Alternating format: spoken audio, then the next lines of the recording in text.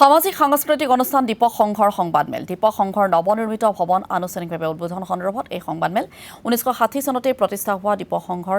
12 মাৰ্চত উদ্বোধন কৰা হ'ব নৱনিৰ্মিত দুমহলীয়া ভৱনটো দিনজুৰীয়া কাৰ্যসূচীৰে শ্ৰী নৱগ্ৰহ শ্মশান কালী মন্দিৰ চৌহদত অনুষ্ঠিত হ'ব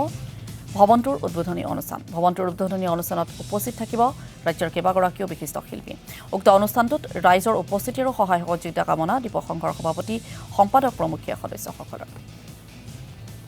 আমি নিজাকৈ এটুকুৰ মাটি পাইছোঁ আৰু তাতে আমি এটা সৰুকৈ ঘৰ সাজি উলিয়াইছোঁ আমি বৰ্তমান যিটো ঘৰত আছিলোঁ সেই ঘৰটোৰ পৰা এই নতুন ঘৰটোলৈ যাবলৈ আমি 12 মাৰ্চ দিনটো ঠিক কৰিছোঁ আৰু তাৰ এটা উন্মোচনী অনুষ্ঠানো হ'ব আগবেলাৰ অনুষ্ঠানৰ পিছবেলা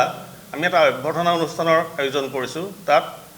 আমাৰ সংঘৰ সদস্যৰ উপৰি যিসকল শিল্পী কুশলী আছে